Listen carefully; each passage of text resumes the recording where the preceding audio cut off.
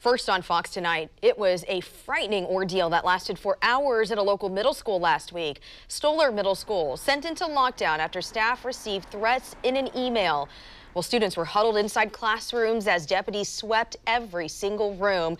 Ultimately, the school was safe that day, and the students did reunite with their parents, but not till about 8 o'clock Friday night. But some were not happy with how everything was handled, and tonight the district and deputies held a meeting to update parents about the threat and their response. Fox 12's Kendra Kent was there and now joins us live with what they had to say. Kendra?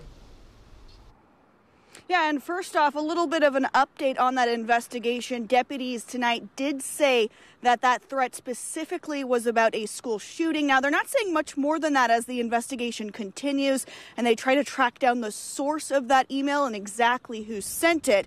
At this time, they can't say whether or not the threat was credible, but they say it is safe to have the school open. They will have extra patrols here for the time being, and meanwhile, extra counselors will also be available for students still shaken by this.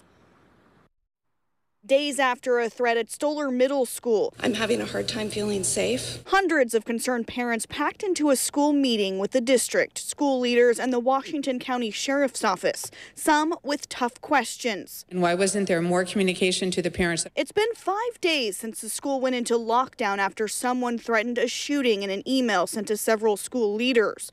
Responding deputies thought a shooter might already be in the building. They had to, turn the lights off, blinds, whatever else, and hide. Parents recalled their children hiding and waiting for hours without knowing exactly what was going on. Please reach out to the parents. We have everything at stake in there. Deputies methodically cleared each classroom, patting down students who then eventually went through what the district calls a controlled release.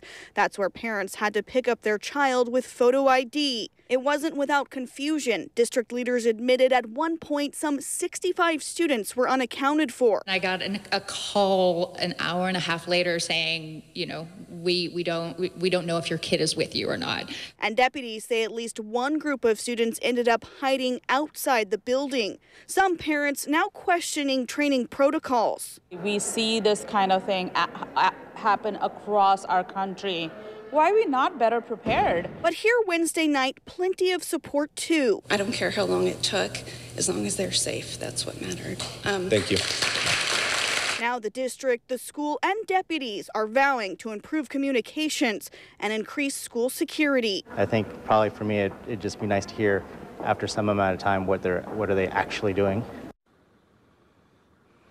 And the principal of the school says they will work on a number of security changes immediately to better monitor and control the coming and going of visitors and parents throughout the school day. Then this summer, this school will be updated with automatically locking doors and visitors will have to be buzzed in. Those changes, however, have been slated for quite some time. Reporting live tonight in Washington County, Kendra Kent, Fox 12 Oregon.